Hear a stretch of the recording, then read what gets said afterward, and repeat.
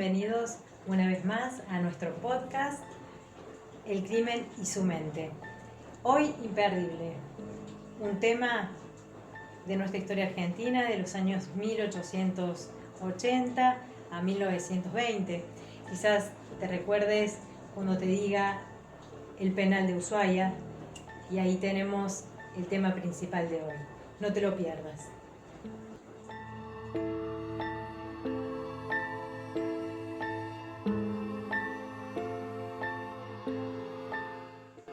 Hoy viajamos al siglo XX de Argentina a encontrarnos con Cayetano Santos Godino, más conocido como el Petiso Orejudo. Buenos Aires, 1900.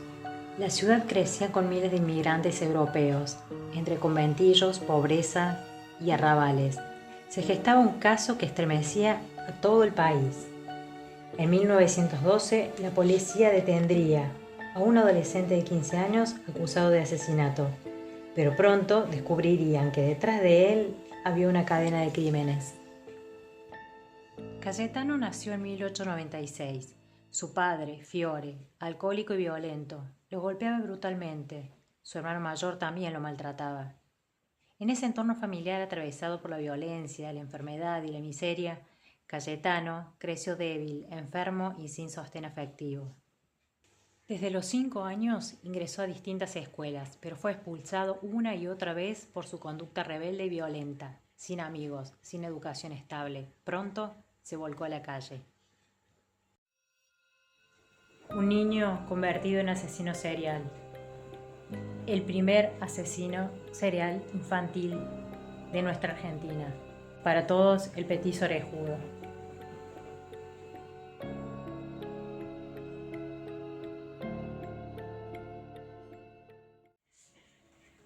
Una infancia marcada por el maltrato, por la exclusión escolar, por el abandono emocional. Es el caldo de cultivo de toda personalidad antisocial.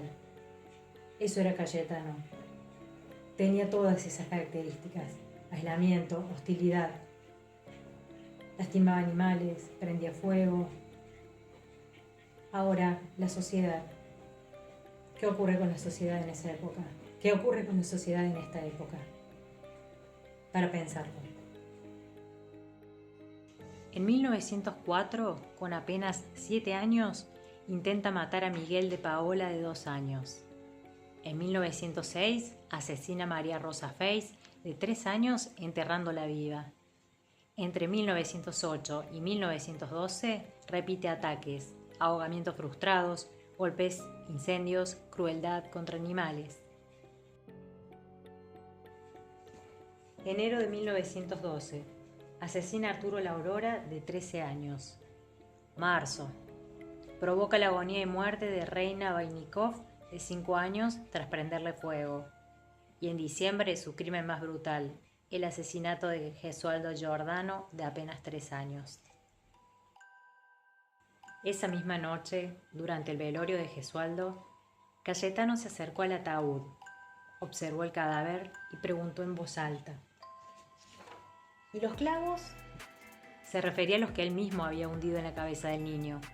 Esa frase fue la pista definitiva. La policía ató cabos y horas después lo arrestaron en su casa. Con 15 años era inimaginable procesarlo como un adulto. Sin embargo, así fue. Primero pasó por el penal nacional y luego por el penal de Ushuaia, el fin del mundo.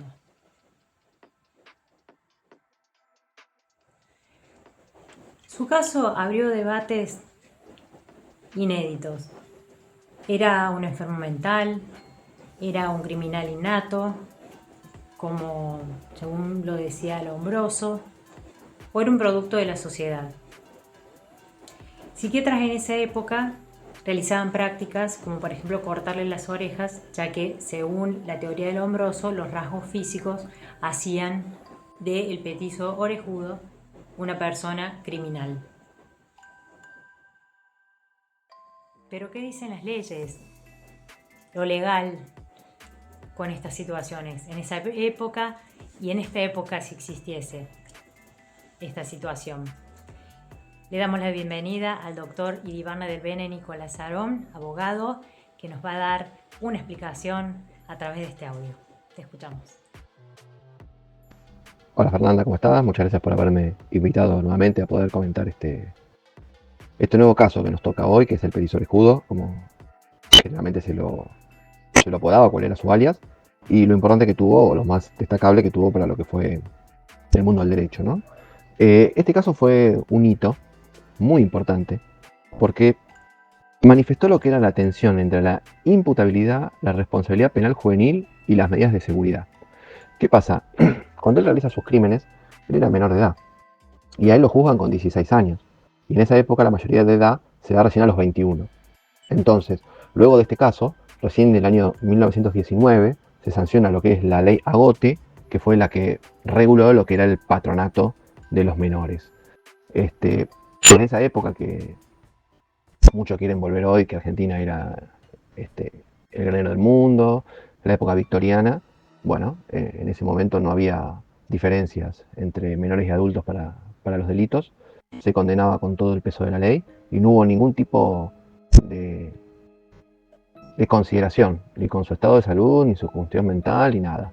Directamente se le dio la máxima pena posible, que en ese momento, a diferencia de lo que es hoy o que pasó en el post anterior, que fue prisión perpetua, a él le dieron reclusión perpetua.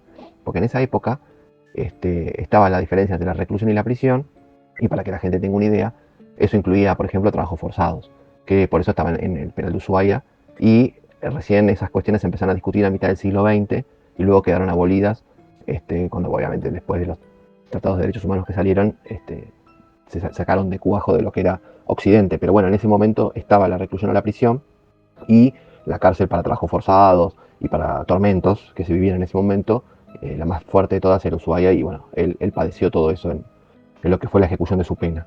Así que nada, es un caso muy importante para el derecho penal argentino y bueno, y para la justicia en general. En estos casos la visión de una psicopedagoga es sumamente importante. La psicopedagoga Marianela Leonardelli está con nosotros en un audio, la vamos a escuchar.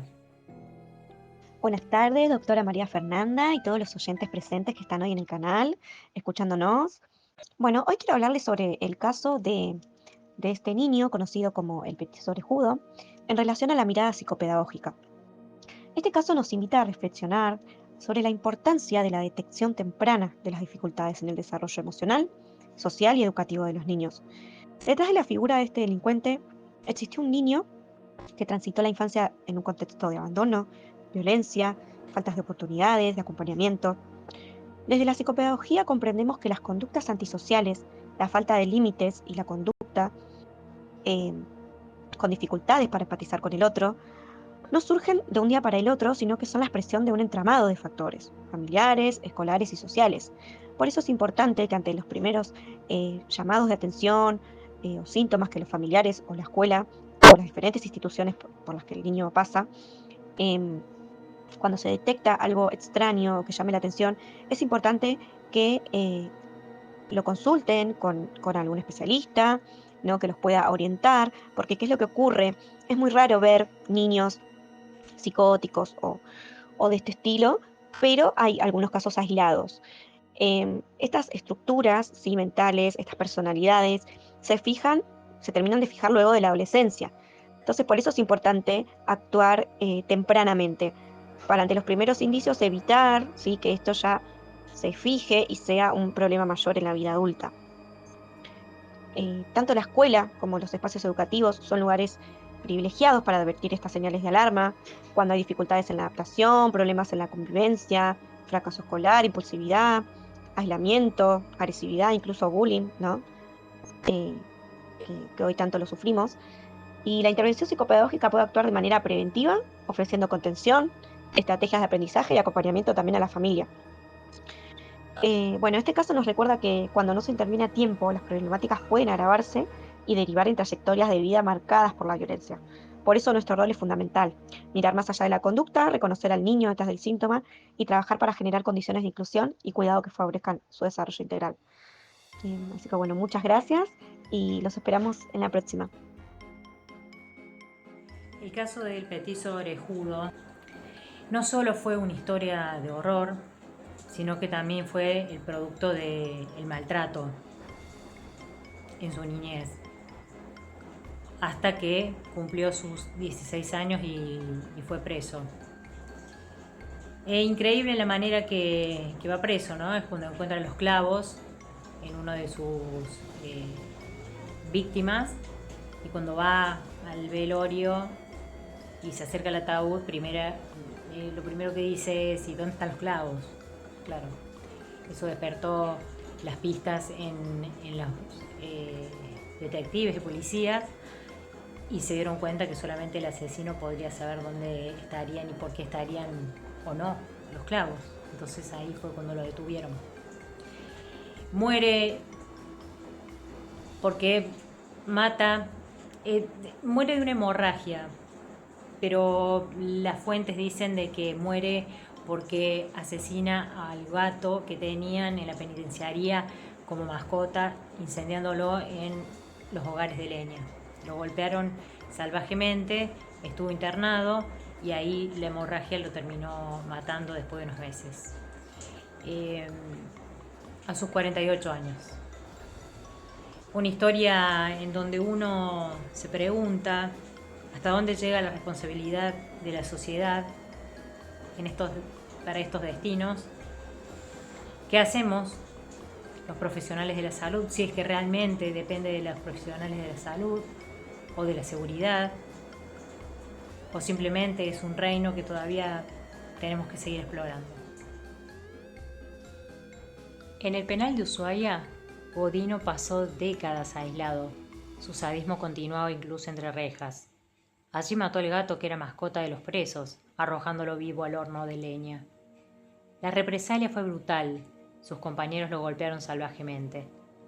Las lesiones le provocaron una hemorragia interna que lo llevaría a la muerte en 1944, a los 48 años.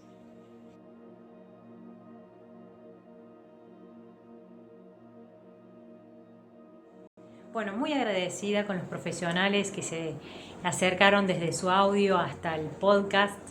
Muchas gracias al doctor Nicolás Iribarne del Bene, a la psicopedagoga Marianela Leonardelli y aquí quien les habla, Fernanda, que también les aporta desde la psicología que el trastorno de la personalidad antisocial está marcado hoy en el DSM-5-TR y en el C11, que son los manuales de diagnóstico con los que trabajamos los psicólogos y los psiquiatras.